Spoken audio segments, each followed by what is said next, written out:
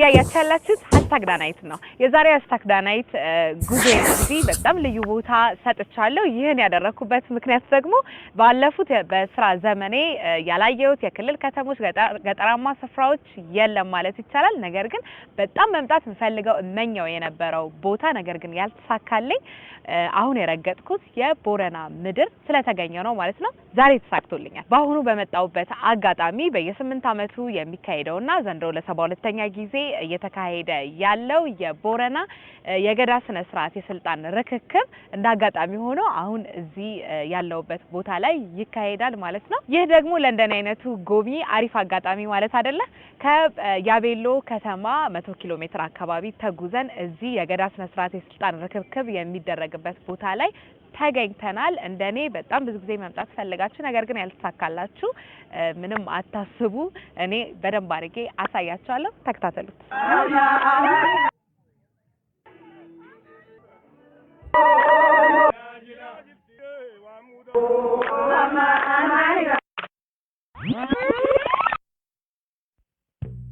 ከአዲስ አበባ ተጉዘን በሞቃታማዋ ያቤሎ ከተማ የደረስኩት ወደ 10 ሰዓት አካባቢ ነበር።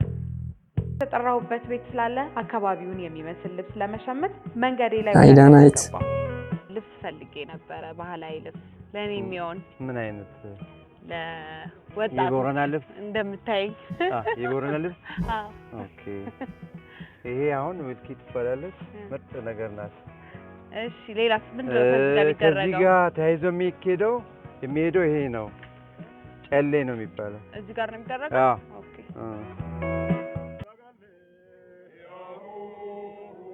እንዴት አደራችሁ? እንግዲህ ትናንትና መንገድ ላይ ስንጓዝ ስለቆየን ዛሬ ትንሽ ደከምከም ብሎኝ አረፋፍጄ ነው የተነሳሁት።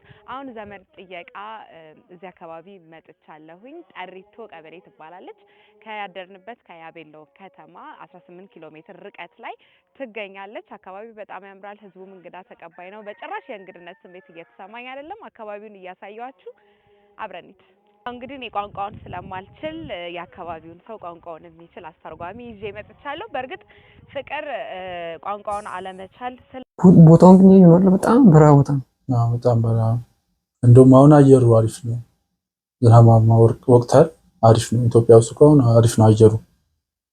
ግን የሆነ ሰዓት አስበዋል። እዚህ በጣም ይከብዳል። በጣም ነው የሚያቃጥለው። ከመቃጠሉ የተነሳ ባይዘ የሆነ ጊዜ ያቤሎ በሄድኩበት ሰዓት ያየሁት ቤት እንትን ከላይ አፈር አለው። ዋሩ ምናምን አሁን ይሄን አይተዋል። ዋሩ ምናምን ጥቁር ዋሩ ነውና ቆርቆሮ ምናምን ሲሆን ቀጥታ ነው የሚያገኘው። በጣም ነው የሚያቃጥለው። እዛ በጭቃ ይሰሩታል ከላይ። ቢያንስ ፀሐዩን እንትን ይልላቸዋል፣ ገብቶ ይቀንስላቸዋል። ሙቀቱ ወደ ቤቱ እንዳይገባ ቆርቆሮ ማለት ነው። ፀሐዩ ቀጥታ እንዳይገባ ይቀንስላል፣ አፈሩ ማለት ነው። እና ስለማያግደው መግባባት ያቅተኛል ብዬ አላስብም። ራስሽን አስታውቂልኝ። ስምሽ ማን ነው? ሲቤት አኪጋልጋለው ይባላል። እሺ የዚህ አካባቢ ሰው ነሽ? እዚህ አካባቢ ነው ተወልደሽ ያደግሽው? አይደለም ሌላ አካባቢ ነው እንጂ እዚህ ነው የምሰራ። እዚህ ነው የምትሰሪው? ኦኬ። ስንት ጊዜ ሆነሽ እዚህ? 8 ወር አይደረስም። ዘመድ ቤት ሲመጣ እንግዲህ ባዶ እጅ ተይዞ አይመጣም ተብዬ ይሄው ይዤ መጥቻለሁ። ሰላም ለዚህ ቤት ወራም ባባሮ አፋያ አገኝ ፈዳላ እሺ ዳሩጋ አንተ ቤቱ በጣም ነው የሚያምረው። ያንተ አርት እኮ ነው የሚመስለው። እስቲ ቦታው ያምራል። ይፋዩማ ናጉ በሰላም ነው መጣሽው? አዎ ሰላም ነው የመጣሁት። መስራት ያለብኝን የስራ ዝርዝር ተቀብዬ ወደ ስራ ገባሁ። የቦረና ሴት ስራ የምትጀምረው በማለዳ ነው። በአጋጣሚ እኛ ስላረፈድን እኔ ለሰራ ነው ሜዳ ተለቀው ነበር። ስለዚህ በወሯ መሪነት በቅድሚያ ጊደርና ወይፈኖችን ወደ ግጦሽ ላሰማራ ወደ በረታቸው ገባሁ። መጀመሪያ ፈርቼ ነበር። ይራገናሉ ይሰሙሻል። ናውጣ አንተ ደስ ይላል።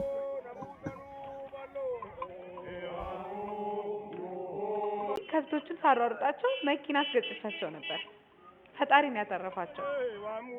አስነፍተው ቆማን መታየሽ በቃ ጋጤ እስከመለስ ከብቶቹ ጥለውኝ ሄደዋል። ልደርስባቸው ስሮጥ ልብሴን ሾክ ይዞብኝ ጉድ ሆንኩላችሁ።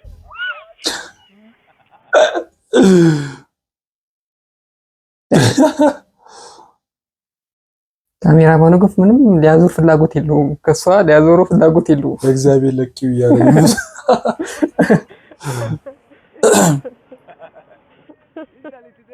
አረ ስር አስተካክል እንትልቅየው ከዛ አልቢያ እንዴት ነው እንደዚህ ማለት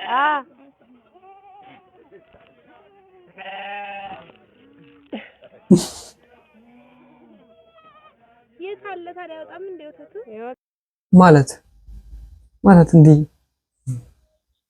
ነገር ነው የሚደረገው መሰለኝ።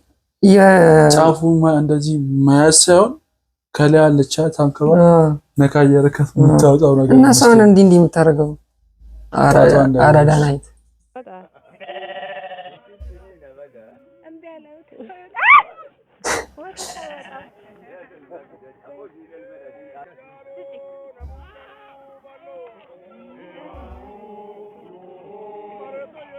አንድ ሰው በግኩ ማለት እኮ የዚህ ሁሉ የአንድ ሰው ነው። መሬቱ የምታየው አንድ ሰው ነው። አሁን ቆይ የዚህ ሁሉ አሁን እዚህ ጋር እያየን ያለ ነው። በማርያም ተፈለጥ፣ በእግዚአብሔር ተፈለጥ። ምን እያደረገች ነው?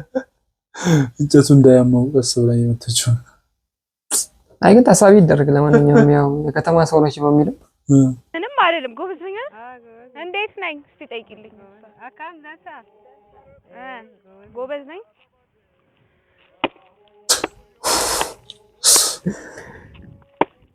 ኧረ በስመ አብ።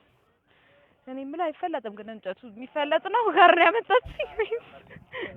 አንጉ ደግሞ ፋንጎ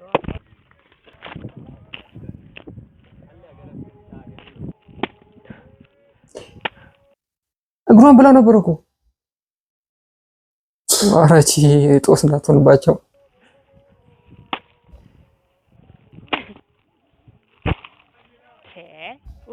የገረዳደስኩት ነው። ጎበዝ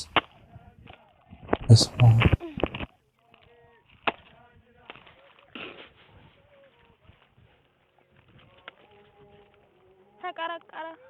አይበቃንም ለዛሬ ተቀረቀረ።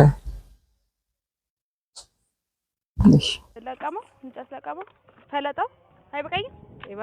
ይበቃል። ለዛሬ ትንሽ ደከመኝ። እኔ ደከመኝ እናፈላሉ የተለየ እንደሆነ ቢነገረኝም ረከቦትና የቡና ስኒ የሌለበት ቡና አፈላል ይሆናል ብዬ ግን አላሰብኩም። ትንሽ ግር ብሎኛል። ይሄ ቡና አይደለም፣ ቡና ነው። ቡና ቃሌ ነው። ዲፊን ማለት ነው። ዲፊን እኮ ነው። እሺ ከዛ እንጨፈን ቡና የታጠቀም ቡናም ደፍና ታጠቀም ምን ይሻላታል ማለት አሬመች መብላት አይደለም። ይሄ አለ አይደል? እሺ አሃ እቺ እንትኗን ጫፍ ላይ ያለችው ማውጣት እቺን ማለት ነው። በጥርሴ ከዛ እዙ ታሪክ አይ በምላስ ሙርት ይዛለች። እኔ ይሄንን ዛርጊ አቶ ሲፎላኒ አንቺ ያገባሽ ወይ? አላገባሁም ገና አላገባሁም። ፎኔ ያገማ አዱብራ 18 ዓመቷን እንዴት በዚህ ተከናከነች?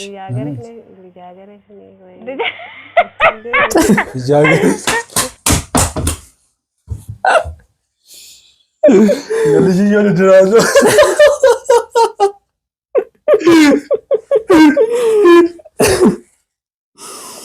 ልጃገረድ ነች። ደስ ይላል። እንተኛ ዙር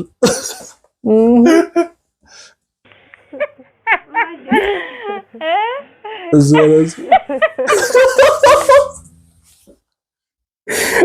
ሰራሷ ካታት ቆዱ ተውቱማ ዘርዛ ራስዋለች ዳላይ ተራዙ መጀደዘው ስለታቆ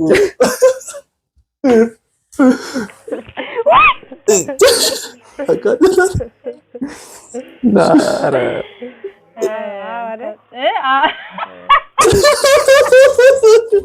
ኧረ እኔ አልቻልኩም የምሬን ነው። ወይኔ ጋድ ወይኔ ጋድ ወይኔ ዛሬ ተዳዚ ዙስ ከለባይታ እጁ አላገባኝም። እዚህ ትድሩኛላችሁ ወይ? ናፉና ሲናም ናፉና በርባዳ ምን ነው አልሆንም። ለትዳር እንዴት ነው ሙያዬ? ሲ ፈልግሻለሁ ትገባለሽ እዚህ ስንት ከብት ይሰጠኛል የሚያገባኝ? ኢላ ናሚ ናፉለ ኦሪያጋም ናሄና ብራዘር ስፍራው ላይ ደረሰ። አይ ገዳ ስነ ስርዓት ነው።